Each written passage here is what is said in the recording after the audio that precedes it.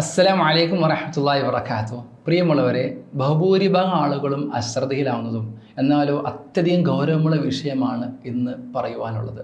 സുഹൃത്തുക്കളെ, സഹോദരന്മാരെ, നമ്മളൊക്കെ രാവിലെയും ഉച്ചക്കും രാത്രിയൊക്കെ ഭക്ഷണം കഴിക്കുന്നുണ്ട്. ഈ കഴിച്ച ഭക്ഷണങ്ങളൊക്കെ ദഹിക്കുന്നുണ്ടോ ഇല്ലയെന്നുള്ളത് പലരും ശ്രദ്ധിക്കാറില്ല എന്നുള്ളതാണ് സത്യം. അപ്പോൾ ദഹനക്കേട് കൊണ്ടാണ് സത്യത്തിൽ ഒരുപാട് അസുഖങ്ങൾ നമ്മളെ ബാധിക്കുന്നത്. നമ്മളൊരു കാര്യം ആലോചിച്ച് നോക്കൂ. നമ്മളൊരു പ്ലേറ്റിൽ ഭക്ഷണം കഴിക്കുന്നു. ആ ഭക്ഷണം കഴിക്കുന്ന സമയത്ത് നമ്മൾ ശരിക്കും നമ്മുടെ ദഹനം കൃത്യമായി നടന്നിട്ടില്ലെന്ന് സംഭവിക്കുക. ഗ്യാസ് ഉണ്ടാകുന്നു, അല്ലെങ്കിൽ നെഞ്ചിരിച്ചിലുണ്ടാകുന്നു. അതേപോലെ ചില സമയത്ത് പിന്നെ മലബന്ധം, അതായത് ദഹനം പൂർത്തിയായിരിക്കും മലബന്ധം ഉണ്ടാകുന്നു. മലബന്ധം നീണ്ടുപോയി കഴിഞ്ഞാൽ സംഭവിക്കുക മുലക്കുരു പോലുള്ള അസുഖങ്ങൾ ഉണ്ടാകുന്നു. അതേപോലെ അൾസേഴ്സ് ഉണ്ടാകുന്നു. ഇങ്ങനെ ഇത്രയും അസുഖങ്ങൾ നമ്മുടെ വയറിനെ ബാധിക്കുമെങ്കിലും അവിടെ ഈ സമയത്ത് തന്നെ മറ്റു പല അസുഖങ്ങളിലേക്ക് ഇത് കടക്കുന്നുണ്ടെന്നുള്ളതാണ് സത്യം. ഒന്നാമത്തേൽ നമ്മുടെ ന്യൂട്രീഷനാണ്. നമ്മൾ ഭക്ഷണം കഴിച്ച് ദഹിച്ചു കഴിഞ്ഞാൽ സത്യം എന്ത് ചെയ്യണം? നമ്മുടെ ന്യൂട്രീഷൻ, നമ്മൾ കഴിച്ച ഭക്ഷണത്തിൽ നിന്ന് നമ്മുടെ പോഷകം ആഹരിച്ചെടുക്കണം, അതിൽ നിന്ന് സ്വാംശീകരിച്ചെടുക്കണം, അസിമിലേറ്റ് ചെയ്യപ്പെടണം. ഇത് പലപ്പോഴും എന്ത് ചെയ്യുന്നില്ല. നമുക്കറിയാം, ചെറുകുടലിലെ 3 ഭാഗമായി തിരിച്ചാൽ ഡിയോഡിനം, ജെജിനം, ഈലിയം എന്ന് പറയുന്ന 3 ഭാഗമായി തിരിച്ചാൽ അവസാനത്തെ 2 ഭാഗം ജെജിനം, ഈലിയം എന്ന് പറയുന്ന 2 ഭാഗത്താണ് എന്തത് നമ്മൾ കഴിക്കുന്ന ഭക്ഷണത്തെ ദഹിച്ചു കഴിഞ്ഞാൽ അതിന് ശരിക്കും അതിൻ്റെ പോഷകാംശത്തെ വലിച്ചെടുക്കുന്നത്. അപ്പോൾ ഇത് കൃത്യമായി നടക്കാത്ത അവസ്ഥ വരികയും അപ്പോൾ ഈ പോഷകാംശം കുറഞ്ഞത് കൊണ്ടുള്ള അസുഖങ്ങൾ നമ്മളെ ബാധിക്കാൻ സാധ്യതയുണ്ട്. പ്രത്യേകിച്ചും പ്രോട്ടീൻ കുറഞ്ഞു കഴിഞ്ഞാൽ ഉണ്ടാകുന്ന അസുഖങ്ങൾ, അതേപോലെ വൈറ്റമിൻസ് കുറഞ്ഞാൽ അസുഖങ്ങൾ, അങ്ങനെ ഒട്ടനവധി ഡെഫിഷ്യൻസി ഉള്ള, അതായത് പോഷകാംശം കുറവ് കൊണ്ടുണ്ടാകുന്ന അസുഖങ്ങൾ നമ്മൾ ബാധിക്കുന്നു. രണ്ടാമത്തെ ഒരു കാര്യം എന്ന് പറയുന്നത് നമ്മുടെ എനർജി ലോ ആണെന്നുള്ളതാണ്. എനർജി നമുക്കറിയാം, പലരും എനർജി കുറഞ്ഞാൽ ലോ ആയ വേഗം പോയിട്ട് ഭക്ഷണം കഴിക്കുക എന്നുള്ളതാണ്. പലപ്പോഴും നമ്മുടെ ദഹനക്കേട് കൊണ്ട് എനർജി കുറയാം. അത് തിരിച്ചറിഞ്ഞ് ഒരു നേരത്തെ ഭക്ഷണം ഒഴിവാക്കി കുറച്ച് ചുടുവെള്ളം കുടിച്ചാൽ തന്നെ അടുത്ത നേരത്തേക്ക് നല്ലൊരു എനർജി നമുക്ക് കിട്ടും. പലപ്പോഴും ഇതിന് എനർജി കുറയുമ്പോൾ ശ്രദ്ധിക്കേണ്ടത് ഇത് ദഹനക്കേട് കൊണ്ടാണെന്നുള്ളത് ശരിക്കും ശ്രദ്ധിച്ച് മുന്നോട്ട് പോകണം. മൂന്നാമത്തെ ഒരു കാര്യം പറയുന്നത് ഇമ്മ്യൂണിറ്റിയാണ്, രോഗപ്രതിരോധ ശേഷിയാണ്. 70% വരുന്ന രോഗപ്രതിരോധ ശേഷി ഉത്ഭവിക്കുന്ന സത്യത്തിൽ എവിടെ നിന്നെന്ന് വെച്ചാൽ നമ്മുടെ കുടലിൽ നിന്നാണ്. അവിടെ ഈ കൃത്യമായ രീതിയിൽ ഇമ്മ്യൂണിറ്റി ഫങ്ഷനൈസ് ആവാത്തത് കൊണ്ട് ഒരുപാട് ഇൻഫെക്ഷൻസ്, അണുബാധകൾ ശരീരത്തിൽ ഉത്ഭവിക്കുകയും ഇൻഫ്ലമേറ്ററി റെസ്പോൺസ്, ബോഡിയിലെ നീർക്കെട്ടുകൾ ഉണ്ടാവുകയും ചെയ്യും. അതുപോലെ തന്നെ ഓട്ടോ ഇമ്യൂൺ കണ്ടീഷൻസ്, അതായത് പിന്നെ നമ്മളെ സംരക്ഷിക്കുന്ന രോഗപ്രതിരോധ ശേഷി നമുക്ക് നേരെ തിരിയുന്ന അവസ്ഥ, നമ്മുടെ ടിഷ്യൂസിന് ഡാമേജ് ചെയ്യുന്ന അവസ്ഥയിലേക്ക് എത്തും. അതാണ് നമ്മുടെ രാത്രിറ്റിസ്, രക്തവാതം, ആമവാദം പോലുള്ള അസുഖങ്ങൾ. ഇതൊക്കെ തന്നെ സത്യത്തിൽ സംഭവിക്കുന്നത് ഈ ദഹനക്കേട് എന്നാണെന്നുള്ളതാണ് മനസ്സിലാക്കേണ്ടത്. നാലാമതായി നമ്മൾ ഈ ദഹനക്കേട് കൊണ്ട് ബാധിക്കുന്ന നമ്മുടെ ബ്രെയിനെയാണ്, തലച്ചോറിനെയാണ്. അതായത് കുടലും തലച്ചോറും തമ്മിൽ ഗട്ട് ബ്രെയിൻ ആക്സസ് എന്ന് പറയും, നല്ല ബന്ധമുണ്ട്.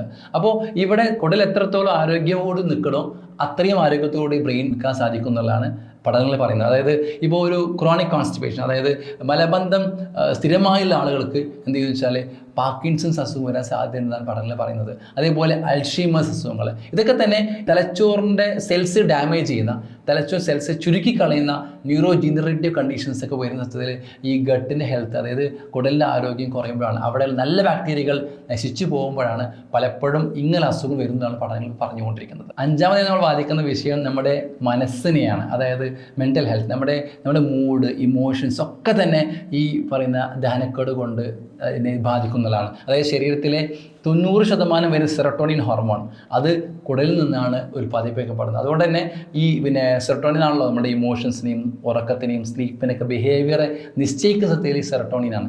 അപ്പോൾ ഇതൊക്കെ തന്നെ ബാധിക്കുമെന്ന് ഈ പറഞ്ഞ ദഹനക്കേട് കൊണ്ട് മെൻ്റൽ ഹെൽത്തിനെ ബാധിക്കുന്നു.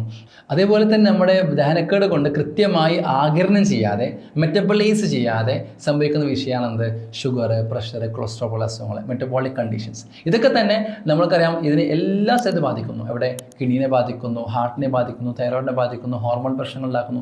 ഇത്രയും ഇഷ്യൂസ്, അതായത് നമ്മുടെ ശരീരത്തിൽ സംഭവിക്കാവുന്ന ഒട്ടനവധി അസുഖങ്ങളുടെയും റൂട്ട്, അതിന് വേരെന്ന് പറഞ്ഞ സത്യത്തിൽ നമ്മുടെ ദഹനക്കേട് കൊണ്ടാണ്. അപ്പോൾ ഇതിന് ശരിക്കും ശ്രദ്ധിച്ചിട്ടില്ലെങ്കിൽ പലപ്പോഴും ഈ അസുഖങ്ങളിലേക്ക് എത്തിപ്പെട്ടതിന് ശേഷമാണ് പലപ്പോഴും നമ്മൾ തിരിച്ചറിയുക ഇതിൻ്റെ റൂട്ട് കോസ് ഇതായിരുന്നുള്ളത്.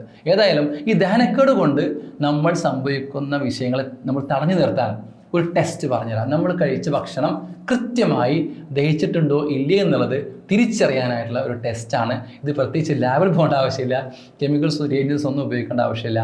നമ്മൾ വീട്ടിൽ നിന്ന് തന്നെ നമ്മൾ കഴിച്ച ഭക്ഷണം ദഹിച്ചിട്ടുണ്ടോ ഇല്ലേ എന്നുള്ളത് തിരിച്ചറിയാനുള്ള, ഡെയിലി നമുക്ക് തിരിച്ചറിയാനുള്ള, ഒരു പൈസക്കും ചിലവില്ലാതെ തിരിച്ചറിയാനുള്ള മാർഗ്ഗമാണ് ഇന്ന് പറയാനുള്ളത്. അത് സത്യത്തിൽ എങ്ങനെയെന്ന് ചോദിച്ചാൽ, നമ്മൾ എല്ലാ ദിവസവും അല്ലെങ്കിൽ എപ്പോഴാണോ നമ്മൾ ടോയ്ലറ്റിലേക്ക് പോകുന്നത്, ആ ടോയ്ലറ്റിലേക്ക് പോകുമ്പോൾ മലം പോകുന്ന സമയത്ത് ഈ മലം വീഴുമല്ലോ, ആ വീഴുന്ന സമയത്ത് ക്ലോസറ്റിൻ്റെ വെള്ളത്തിലേക്കാണ് വീഴുമ്പോൾ ആ മലം പൊങ്ങി നിൽക്കുന്നുണ്ടോ അല്ലെങ്കിൽ താഴ്ന്നു പോകുന്നുണ്ടോ എന്നുള്ളത് നോക്കണം.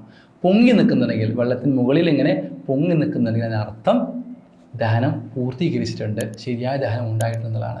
ഒരു പക്ഷേ ആ മലം താഴ്ന്നിങ്ങനെ പോയിട്ടുണ്ടെങ്കിൽ, അർത്ഥം ദഹനക്കേട് ഉണ്ട് എന്നുള്ളതാണ്. പലപ്പോഴും മുകളിലെ കൂടുതൽ മലം പൊങ്ങി നിൽക്കുകയും കുറഞ്ഞ ഭാഗം താഴ്ന്നു പോയി, അത് പ്രശ്നമില്ല. പക്ഷേ പോകുന്ന എല്ലാ മലവും താഴ്ന്നു പോകുന്നുണ്ടെങ്കിൽ അതിനർത്ഥം ദഹനക്കേട് ഉണ്ട് എന്നുള്ളതാണ്. അത് ഒരു പക്ഷേ 1-2 ദിവസം വരുന്നതിന് കുഴപ്പമില്ല, എന്തെങ്കിലും ചില ഭക്ഷണങ്ങൾ മാറി കഴിക്കുകയോ ഒക്കെ ചെയ്താൽ വന്നിരുന്നതിന് കുഴപ്പമില്ല. പക്ഷേ അത് സ്ഥിരമായി ഒരു 3-4 ദിവസം നീണ്ടു നിൽക്കുകയാണെങ്കിൽ അത് ശ്രദ്ധിക്കണം. കൃത്യമായ ദഹനക്കേടിനുള്ള ചികിത്സയോ മരുന്നോ, അല്ലെങ്കിൽ നമ്മളൊരു നേരത്തെ ഭക്ഷണം ശ്രദ്ധിച്ച്, അല്ലെങ്കിൽ അതേപോലെ തന്നെ നമ്മൾ ശരി മരുന്നിലോ ഒക്കെ ശ്രദ്ധിച്ചു കഴിഞ്ഞാൽ കൃത്യമായി നമുക്കതിനെ തടയാൻ സാധിക്കും. തുടക്കത്തിലേ ശ്രദ്ധിച്ചാൽ നമുക്ക് ഇങ്ങനെയുള്ള അസുഖങ്ങളിൽ നിന്ന് നമുക്ക് പിന്മാറാൻ വേണ്ടി കഴിയുകയും ചെയ്യും. അള്ളാഹു അനുഗ്രഹിക്കുമാറാകട്ടെ.